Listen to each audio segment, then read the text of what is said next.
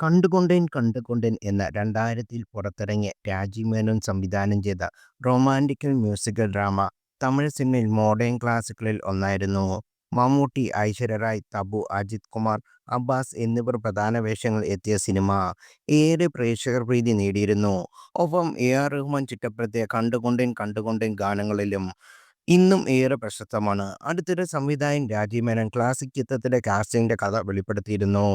പ്രശസ്ത മാധ്യമപ്രവർത്തകനായ സുധീർ ശ്രീനിവാസന് നൽകിയ അഭിമുഖത്തിൽ താൻ ഏറ്റവും ബുദ്ധിമുട്ടത് മമ്മൂട്ടി അവതരിപ്പിച്ച മേജർ ബാല എന്ന കഥാപാത്രത്തിന്റെ കാസ്റ്റിംഗ് എന്നാണ് സീനിയർ ഛായാഗ്രാഹകൻ കൂടിയായ സംവിധായകൻ പറഞ്ഞത്. കണ്ടുകൊണ്ടേൻ കാസ്റ്റിംഗ് നടക്കുമ്പോൾ ബാല ആയി അഭിനയിക്കാൻ പല പ്രമുഖ താരങ്ങളെയും താൻ സമീപിച്ചുവെന്ന് രാജീവ് മേനോൻ വെളിപ്പെടുത്തി.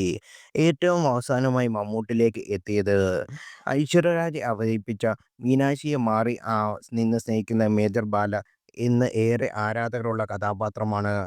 ജീവിതത്തിലെ എല്ലാ പ്രതിസന്ധികളെയും നായികയ്ക്ക് താങ്ങായി നിൽക്കുന്ന മെഗാസ്റ്റാറിന്റെ കഥാപാത്രത്തെ ഇന്ന് സോഷ്യൽ മീഡിയ വിളിക്കുന്നത് ഗ്രീൻ ഫ്ലാഗ് നായകൻ എന്നാണ്. പക്ഷേ കണ്ടുകൊണ്ടേൻ കാസ്റ്റിംഗ് നടക്കുമ്പോൾ മിക്ക നായകന്മാർക്കും മേജർ ബാല എന്ന കഥാപാത്രത്തെ ഇഷ്ടമായിരുന്നില്ല. ആ കഥാപാത്രത്തിന്റെ സൗന്ദര്യം എന്ന് പറയുന്നത് അയാൾ ഒരു കള്ളുകുടിയനാണ്, ഒരു കാൽ നഷ്ടപ്പെട്ട പട്ടാളക്കാരനാണ്. പക്ഷേ ആ കാരണങ്ങൾ പറഞ്ഞാണ് അന്നത്തെ പല പ്രമുഖ നായകന്മാർ ആ റോളിൽ നിന്ന് ഒഴിവായത്.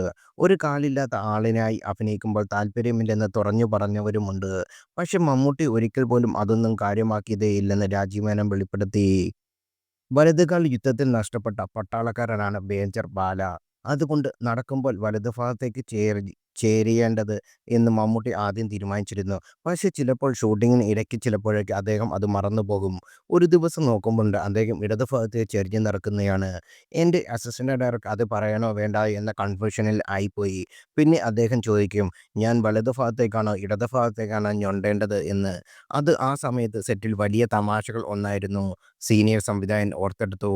1811 ഇംഗ്ലീഷ് നോവലിസ്റ്റ് ആയ ജെയിൻ ഓസ്റ്റൻ എഴുതിയ സെൻസ് ആൻഡ് സെൻസിബിലിറ്റി എന്ന ലോകപ്രശസ്ത നോവലിൽ നിന്ന് പ്രചോദനം ഉൾക്കൊണ്ടാണ് രാജീവ് മേനോൻ ഒരുക്കിയ ചിത്രമാണ് കണ്ടുകൊണ്ടേൻ. പ്രധാന കഥാപാത്രങ്ങളായ സൗമ്യ, മീനാക്ഷി എന്നിവരായി ബോളിവുഡ് താരങ്ങളായ തബുവും ഐശ്വര്യ റായും വേഷമിട്ടു. ഐശ്വര്യയ്ക്ക് മുമ്പ് മീനാക്ഷിയാകാൻ മലയാളി താരം മഞ്ജു വാര്യരെ സംവിധായകൻ സമീപിച്ചെങ്കിലും ദിലീപിനെ വിവാഹം ചെയ്യാൻ തീരുമാനിച്ച നടി ആ ഓഫർ വേണ്ടെന്ന് വയ്ക്കുകയായിരുന്നു.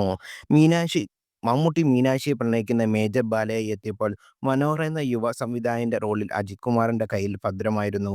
അബ്ബാസ്, ശ്രീകാന്ത് ആയി വേഷമിട്ട ചിത്രത്തിൽ ശ്രീവിദ്യ, മണിവർണ്ണൻ, രഘുവരൻ, ശാലിനി, നിഴലുകൾ രവി, അനിതാ രത്നം, ഉണ്ണികൃഷ്ണൻ നമ്പൂതിരി തുടങ്ങിയ ഒരു വലിയ താരനിര തന്നെ ഉണ്ടായിരുന്നു.